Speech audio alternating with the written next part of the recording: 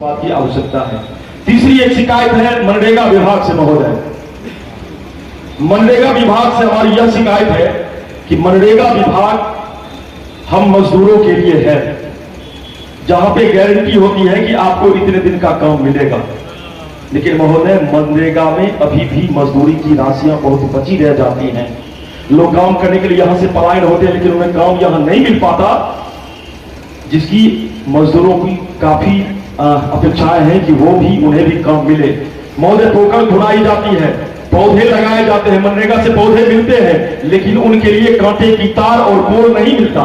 किसानों को सीधा उनके दरवाजे तक या कहें तो मुखिया जी के यहां तक जाके पेड़ रख दिया जाता है, जबकि उसे घेरने के लिए कांटेदार तार दी जानी चाहिए थी, वो नहीं मिलता, ना ही पोल मिलता है। तो हम आग्रह करेंगे महोदय, यह शिकायत नहीं है, मैं किसी भी पदाधिकारी के लिए कोई शिकायत नहीं कर रहा हूं, एक सुझाव है, सलाह है, हमें कुछ कमी लग रही है जिसे मैं कहना चाह रहा हूं, मेरी कोई जाति दुश्मनी भी नहीं। तथा महोदय की बात चल रही थी 2 हेक्टेयर 1 हेक्टेयर की बात चल रही थी। महोदय हम लोगों के पास, हम लोग छोटे छोटे टुकड़े में बटे हुए किसान हैं, हम लोगों के पास 4 बीघा 5 बीघा से ज्यादा जमीन है नहीं। हमारे यहाँ अगर 10 बीघा से कोई ऊपर वाले लोग होते हैं, हम लोग बड़े जमींदार कहते हैं। तो महोदय जहां पे मत्स्य पालन की बात चल रही थी, सरकार पोखर खुदवाने के लिए हम लोगों के लिए जगह देती है, हम लोग 4 से 5 कट्ठे में ही उस पोखर का निर्माण करवा पाते हैं। तो मैं चाहूंगा, आग्रह होगा मत्स्य विभाग के भी हमारे पदाधिकारी हैं, तो जो सुविधा आप 1 एकड़ या हेक्टेयर की बात कर रहे थे महोदय, उसे उतना दूर ना ले जाकर 10 कट्ठा और 5 कट्ठा के जो छोटे किसान हैं उनके लिए भी उस तरह की योजना का लाभ आप दें, ताकि वह किसान भी वहां बोर्डिंग करवाकर मत्स्य पालन कर सके। महोदय एक जगह और मैं छोटा सा सुझाव देना चाहूंगा। हम लोग किसान भी हैं, क्योंकि किसान के साथ साथ पशुपालक भी हैं।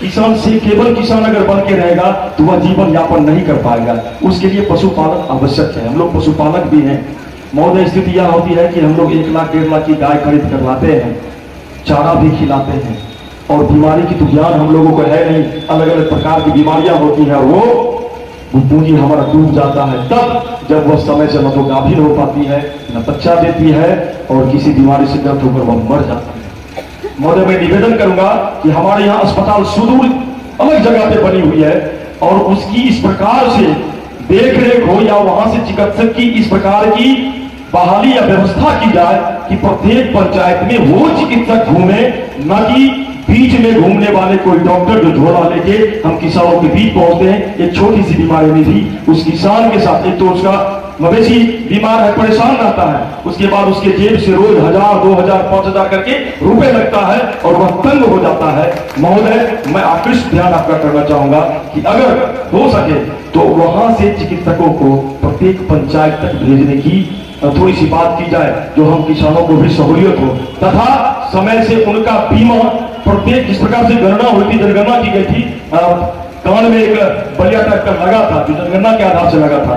महोदय इस प्रकार का बना दिया जाए कि प्रत्येक जितने भी जानवर हैं उन सबों का टीका हो, तथा उन सबों का बीमा भी हो। अगर किसी प्रकार से किसानों के उन जानवरों के साथ कोई अनहोनी घटती है तो निश्चय ही उन्हें उनका वह मुआवजा मिल सके, ताकि उस पैसे वो पूरा दूसरा जानवर ले आए।